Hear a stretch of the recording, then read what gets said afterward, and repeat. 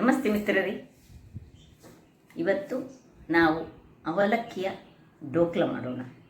ಡೋಕ್ಲಾ ಒಂದು Gujarati dish, but ನಮಗೆಲ್ಲ ಬಹಳ ಖುಷಿಯನ್ನು ಕೊಡುವಂತಹ ಒಂದು ರೆಸಿಪಿ ಅಂತ ಹೇಳ್ಬೋದು. ಹಾಗಾದರೆ ಇವತ್ತು ಅವಲಕ್ಕಿಯನ್ನು ಬಳಸಿ ಬಹಳ ಟೇಸ್ಟಿಯಾದ ಹಾಗೂ ಹೆಲ್ದಿಯಾದ ಡೋಕ್ಲಾ ಮಾಡೋಣ. ವೆಯ್ಟ್ ಲಾಸ್ ಮ್ಯಾನೇಜ್ಮೆಂಟಲ್ಲಿ ಯಾರಿದ್ದೀರಿ ಅಂಥವರಿಗೆ ಇಂತಹ ಒಂದು ಅವಲಕ್ಕಿಯಿಂದ ಮಾಡಿದಂತಹ ಈ ಯಾವುದೇ ಒಂದು ಬ್ರೇಕ್ಫಾಸ್ಟ್ ಬಹಳ ಉತ್ತಮ. ಹಾಗಾದರೆ ಯಾರೆಲ್ಲ ನನ್ನ ಚಾನಲನ್ನು ನೋಡ್ತಿದ್ದೀರಿ, ಯಾರೆಲ್ಲ ಇನ್ನೂ ಸಬ್ಸ್ಕ್ರೈಬ್ ಮಾಡಿಲ್ಲ, ದಯವಿಟ್ಟು ಸಬ್ಸ್ಕ್ರೈಬ್ ಮಾಡಿ ಸಪೋರ್ಟ್ ಮಾಡಿ ಅಂತ ಹೇಳುತ್ತಾ ಬನ್ನಿ ಈ ಒಂದು ಡೋಕ್ಲಾದ ರೆಸಿಪಿಯನ್ನು ಹೇಗೆ ಮಾಡುವುದು ಎಂದು ನೋಡೋಣ. ನಮಸ್ತೆ ಮಿತ್ರರೇ, ಇವತ್ತು ಅವಲಕ್ಕಿಯನ್ನು ಬಳಸಿ ಅವಲಕ್ಕಿಯ ಡೋಕ್ಲಾ ಮಾಡೋಣ. ಯಾವಾಗಲೂ ನಾವು ಬೇಸನ್ ಅಂದರೆ ಕಡಲೆ ಹುಡಿಯಿಂದ ಮಾಡುವಂಥದ್ದಲ್ಲ ಡೋಕ್ಲಾ, ಇದು ಗುಜರಾತ್ನ ಸ್ಪೆಷಲ್. ಬಟ್ ನಾನೀಗ ಪೋಹದಿಂದ ಡೋಕ್ಲಾ ಮಾಡ್ತಿದ್ದೇನೆ. ವೆಯ್ಟ್ ಮ್ಯಾನೇಜ್ಮೆಂಟ್ ಅಂದರೆ ಈ ವೆಯ್ಟ್ ಕಡಿಮೆ ಮಾಡಲಿಕ್ಕೆ ಯಾರಿಗೆಲ್ಲ ಉಂಟಂಥವರು ಇಂಥದನ್ನೆಲ್ಲ ಈ ಟೈಪಿನಲ್ಲಿ ಪೋಹದಿಂದ ಕೆಲವು ವಸ್ತುಗಳನ್ನು ಬ್ರೇಕ್ಫಾಸ್ಟ್ ಆಗಿ ಉಪಯೋಗಿಸ್ಕೊಳ್ಬೋದು. ಒಂದು ಬೌಲ್ ಪೋಹ ಆದರೆ ಒಂದು ಬೌಲು ನಮಗೆ ಸಪೂರ ಸಜ್ಜಿಗೆ ಬೇಕು, ಮತ್ತೊಂದು 2 ಕಾಯಿ ಮೆಣಸು, ಒಂದು ಸಣ್ಣ ತುಂಡು ಶುಂಠಿ. ಇದು ಶುಂಠಿ ಮತ್ತು ಕಾಯಿ ಮೆಣಸಿನ ಪೇಸ್ಟ್ ಇದ್ದರೆ ಸಾಕ್ತದೆ, ಅದನ್ನು ಪೇಸ್ಟ್ ಮಾಡಿಟ್ಕೊಂಡ್ರೆ ಆಯಿತು. ಒಂದು ಬೌಲ್ನಷ್ಟು ಕರ್ಡ್ ಬೇಕು, ಕರ್ಡ್ ಅಲ್ಲದ್ರೆ ಮಜ್ಜಿಗೆ ಮಾಡಿಟ್ಟುಕೊಂಡ್ರೆ ಸಾಕ್ತದೆ. ಸ್ವಲ್ಪ ತಡ್ಕ ಅಂದರೆ ಒಗ್ಗರಣೆಗೆ ಈ ಕಾಯಿ ಮೆಣಸು ಒಂದು, ಸ್ವಲ್ಪ ಸಾಸಿವೆ ಮತ್ತು ಈ ಕರಿ ಲೀವ್ಸ್ ಬೇಕು, ಮತ್ತು ಸ್ವಲ್ಪ ಏನೋ ಪೌಡರ್ ಬೇಕಾಗ್ತದೆ ನಮಗೆ. ಆಯಿಲ್ ಅಂತೂ ಬೇಕೇ ಬೇಕು ಸ್ವಲ್ಪ. ಹಾಗಾದರೆ ಮೊದಲಿಗೆ ಈ ಅವಲಕ್ಕಿಯನ್ನು ಪೋಹವನ್ನು ನಾನು ಪೌಡರ್ ಮಾಡಿ ತರ್ತೇನೆ. ಅವಲಕ್ಕಿಯನ್ನು ನೋಡಿ ಪೌಡರ್ ಮಾಡಿ ತಂದೆ. ಇನ್ನು ಒಂದು ಬೌಲನ್ನು ತೆಗೆದುಕೊಳ್ಳೋಣ. ಬೌಲಲ್ಲಿ ಈ ಅವಲಕ್ಕಿಯನ್ನು ಶಿಫ್ಟ್ ಮಾಡ್ತಿದ್ದೇನೆ. ಇನ್ನು ರವೆ ಮತ್ತು ಮೊಸರನ್ನು ನಾವು ಮಜ್ಜಿಗೆ ಮಾಡಿಕೊಂಡು ಸಹ ಮಾಡ್ಕೊಳ್ಬೋದು ನೋಡಿ. ಒಂದು ಮತ್ತು ಸ್ವಲ್ಪ ಉಪ್ಪು, ರುಚಿಗೆ ತಕ್ಕಷ್ಟು ಉಪ್ಪನ್ನು ಹಾಕೊಳ್ತಿದ್ದೇನೆ. ಇನ್ನು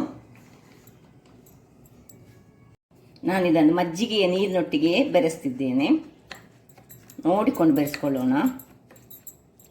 ತುಂಬ ನೀರು ಸಹ ಆಗಬಾರ್ದು, ತುಂಬ ಗಟ್ಟಿ ಸಹ ಆಗಬಾರ್ದು. ಸೊ ತುಂಬ ಗಟ್ಟಿ ಆಗಬಾರ್ದು. ಅದರಿಂದಾಗಿ ಈಗ ಇದಕ್ಕೆ ಸ್ವಲ್ಪ ಈ ಕ್ರಶ್ಡ್ ಜಿಂಜರ್ ಮತ್ತು ಕಾಯಿ ಮೆಣಸಿನ ಪೇಸ್ಟನ್ನು ಹಾಕ್ಕೊಳ್ತಿದ್ದೇನೆ. ಇದು ಖಾಲಿ ಜಿಂಜರ್ ಹಾಕಿದರೆ ಸಹ ಸಾಕಾಗ್ತದೆ. ಇನ್ನು ಸರಿ ಇದನ್ನು ಸ್ವಲ್ಪ ನೀರು ಮಾಡ್ಕೊಳ್ಳೋಣ. ಒಳ್ಳೆ ನೀರು ಮಾಡಿ ಒಂದು 10 ನಿಮಿಷ ನಾವೀಗ ಇದನ್ನು ಕೈಯಲ್ಲಿ ಇದನ್ನು ಚೆನ್ನಾಗಿ ಮಿಕ್ಸ್ ಮಾಡ್ಕೊಳ್ತೇನೆ. ಇಲ್ಲಿ ನೋಡಿ ಇಷ್ಟು ನೀರು ಮಾಡಿಕೊಂಡೆ. ಇನ್ನೀಗ ಇದನ್ನು 10 ನಿಮಿಷ ಹೀಗೆ ಒಂದು ನೆನೆಯಲಿಕ್ಕೆ ಬಿಡೋಣ. ನಿಮಗೆ ಕಾಣ್ಬೋದು ಯಾವ ರೀತಿಯಲ್ಲಿ ಉಂಟಂತ ಹೇಳಿ. ಈಗ 10 ನಿಮಿಷದ ನಂತರ ನಮ್ಮ ಕೆಲಸ. 10 ನಿಮಿಷಗಳ ಬಳಿಕ ನೋಡಿ ಇದೀಗ ರೆಡಿಯಾಗಿದೆ. ಇಲ್ಲೀಗ ನಾನೊಂದು ಸ್ಟೀಮರ್ ಟೈಪಲ್ಲಿ ಇಟ್ಟುಕೊಳ್ತಿದ್ದೇನೆ. ನೋಡಿ ಈ ಕುಕ್ಕರ್ನ ಒಳಗೆ ಕುಕ್ಕರನ್ನು ಹೊತ್ತಿಸಿಕೊಂಡು ಇದರೊಳಗೆ ನೀರನ್ನು ಹಾಕ್ಕೊಂಡು ಇನ್ನು ಅದರಲ್ಲಿ ಒಂದು ಈ ಟೈಪಿನ ಇದನ್ನು ಇಟ್ಟುಕೊಂಡು ಅದು ಬಿಸಿಯಾಗಲಿ. ಇಲ್ಲಿ 1 ಸ್ಪೂನಿನಷ್ಟು ನಾನು ಎಣ್ಣೆ ಯಾವುದು ಸಾಕ್ತದೆ, ಕುಕ್ಕಿಂಗ್ ಆಯಿಲ್ ಯಾವುದು ಹಾಕಿದರೆ ಸಾಕ್ತದೆ, 1 ಸ್ಪೂನ್ ಹಾಕ್ಕೊಂಡ್ರೆ ಆಯಿತು. ಹಾಕ್ಕೊಂಡು ಚೆನ್ನಾಗಿ ಕಲಡಿಸ್ಕೊಳ್ಳೋಣ.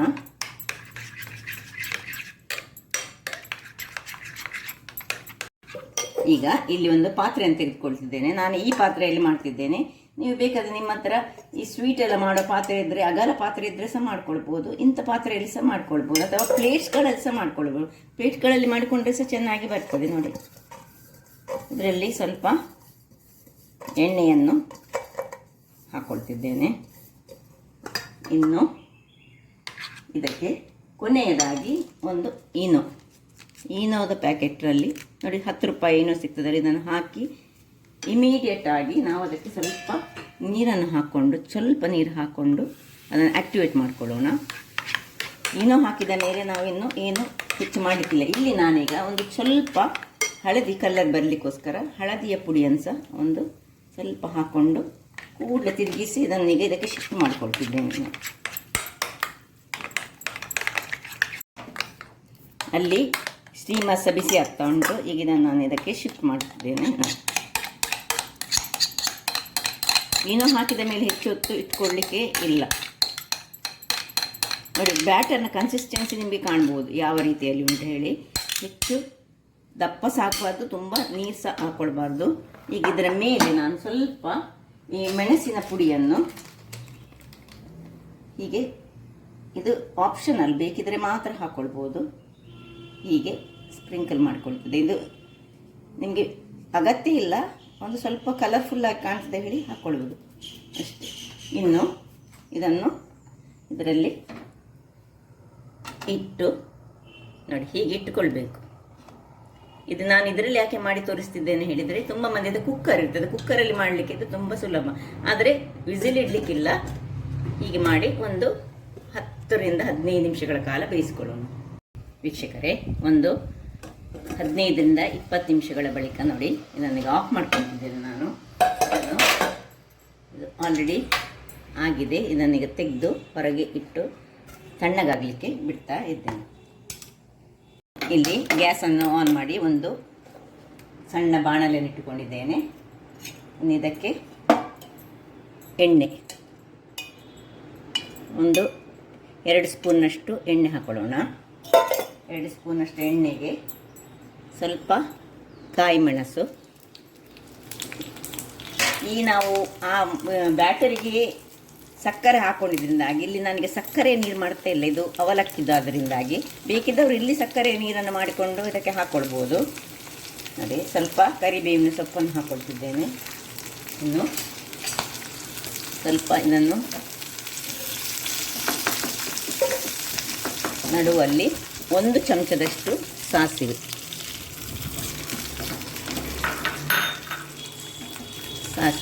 ಇನ್ನು ಒಡೆಯುವಾಗ ಇದನ್ನು ಆಫ್ ಮಾಡಿಕೊಂಡ್ರೆ ಆಯಿತು. ಇಲ್ಲಿ ನೀವು ಬ್ಯಾಟರಿಗೆ ಸಕ್ಕರೆ ಹಾಕದಿದ್ದರೆ ಇಲ್ಲಿ ಸ್ವಲ್ಪ ಈ ಸಕ್ಕರೆಯ ನೀರನ್ನು ಕೊನೆಗೆ ಹಾಕ್ಕೊಂಡು ಮತ್ತೆ ಅದರ ಮೇಲೆ ನಾವು ಹಾಕ್ಕೊಂಡ್ರೆ ಇದು ಒಳ್ಳೆಯದಾಗ್ತದೆ. ಅದು ಸಹ ಕ್ರಮ. ಬಟ್ ಹೆಚ್ಚಾಗಿ ಅವಲಕ್ಕಿದು ಮಾಡುವಾಗ ಮತ್ತೆ ಸಕ್ಕರೆಯ ನೀರನ್ನು ನಾವು ಹಾಕೋದಿಲ್ಲ. ಇದರ ಮೇಲೆ ಈಗ ನಾವು ಇದನ್ನು ಶಿಫ್ಟ್ ಮಾಡಲಿಕ್ಕುಂಟು. ಆಯ್ತು, ಈಗ ಇದನ್ನು ಆಫ್ ಮಾಡಿಕೊಂಡು ಇದನ್ನು ನೋಡಿ ಇಲ್ಲಿ ರೆಡಿ ಮಾಡಿ ಇಟ್ಕೊಂಡಿದ್ದೇವೆ. ತಣ್ಣಗಾದ ಇದಕ್ಕೆ ಇಲ್ಲಿ ಹಾಕ್ಕೊಳ್ಳು.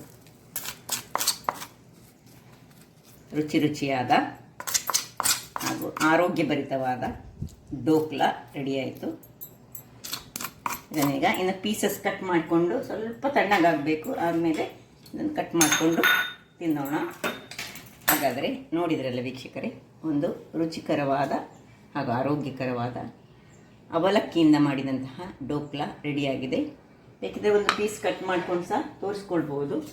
ನೋಡುವ, ನೋಡಿ ಹೀಗೆ ಒಂದೊಂದು ಸಣ್ಣ ಪೀಸಸ್ ನೋಡಿ ಸಾಫ್ಟಾಗಿ ಉಂಟು. ನೋಡಿ ಕಟ್ ಮಾಡಿಸಿ ನಾನು ತೋರಿಸ್ಕೊಡ್ತಿದ್ದೇನೆ. ಎಷ್ಟು ಚೆನ್ನಾಗಿ ಬರ್ತದೆ ಹೇಳಿದರೆ, ಸಾಫ್ಟ್ ಆದ ನೋಡಿ, ಎಷ್ಟು ಸಾಫ್ಟ್ ಉಂಟು ಹೇಳಿದರೆ ತಿನ್ನಲಿಕ್ಕಂತೂ ಬಹಳ ರುಚಿಕರವಾಗಿ ಬರ್ತದೆ. ನೋಡಿ ಇನ್ನೊಂದು ಪೀಸ್ ಇಟ್ಕೊಂಡಿದ್ದೇನೆ ನೋಡಿ,